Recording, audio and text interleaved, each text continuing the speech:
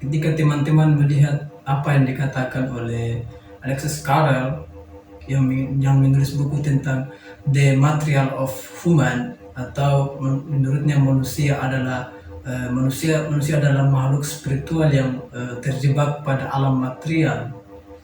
Nah, apakah benar seperti itu? Tentu kita akan menggali dan mengkajinya lebih dalam. Dalam Al-Quran juga dijelaskan tentang manusia bahwa laqad khalaqnal insana fi ahsani taqwim, bahwa manusia itu diciptakan dengan kesempurnaan, dengan segala kelebihan.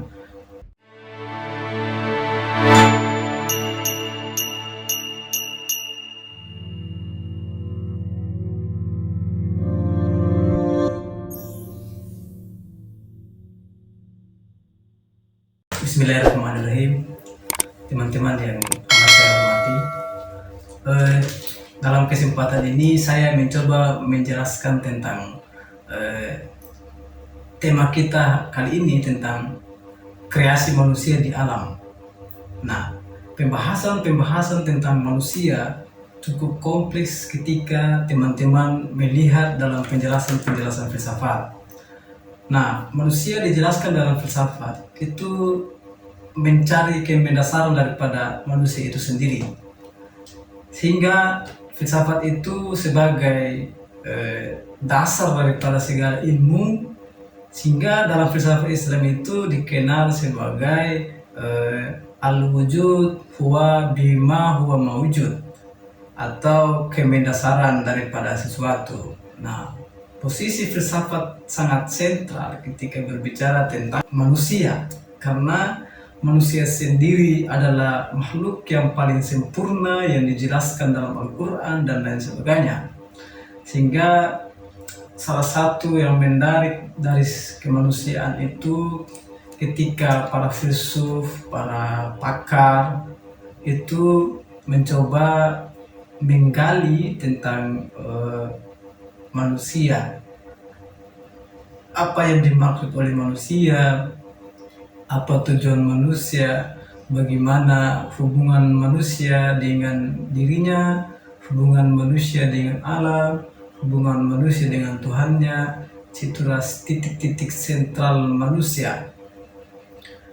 Karena di dalam filsafat sendiri ketika berbicara tentang konteks kemanusiaan, tentu ada pendekatan-pendekatan yang digunakan, misalnya pendekatan epistemologi, pendekatan aksiologi, pendekatan ontologi, pendekatan psikologi filosofis, pendekatan eskatologi, banyak perspektif.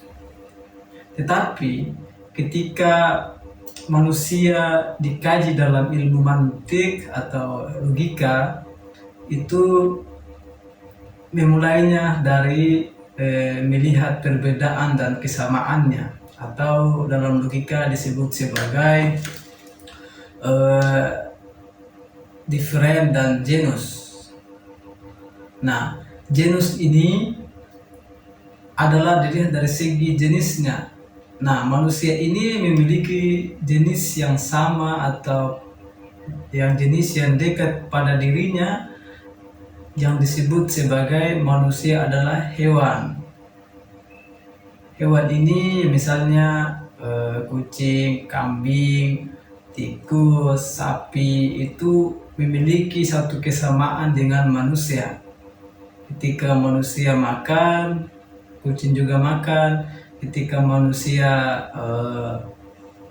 buang air, manusia juga buang air. Ketika kucing tidur, manusia juga tidur. Hal-hal ini yang lebih dekat kepada manusia dilihat dari segi genus atau jenisnya. Nah, ada juga yang disebut sebagai diferensia, atau dalam logika disebut adalah manusia itu al-insanu hewan natik. Manusia itu punya natik atau berpikir. Jadi ketika dijelaskan bahwa manusia itu memiliki perbedaan, karena perbedaan manusia yang berpikiran itu tidak dimiliki oleh kucing. tidak dimiliki oleh kambing dan hewan-hewan yang lain. Nah, inilah perbedaan manusia dengan hewan dalam penjelasan logika.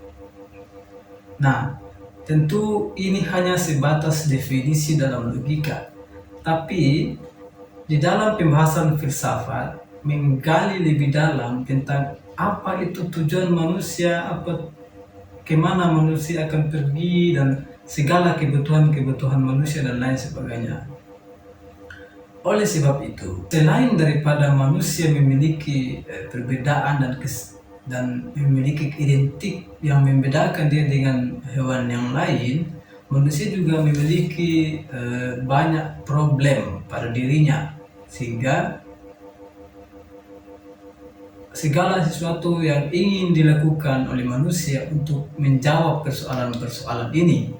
Misalnya manusia punya problem yang sangat mendasar, misalnya manusia itu dari sisi ragawinya, persoalan-persoalan penampilan, misalnya kita tidak cantik harus mencari sesuatu yang membuat cantik dirinya, ketika tidak ganteng membuat sesuatu yang bisa memperganteng dirinya. Itu hanya persoalan-persoalan ragawi, belum lagi persoalan jiwa, belum lagi persoalan emosional dan lain sebagainya.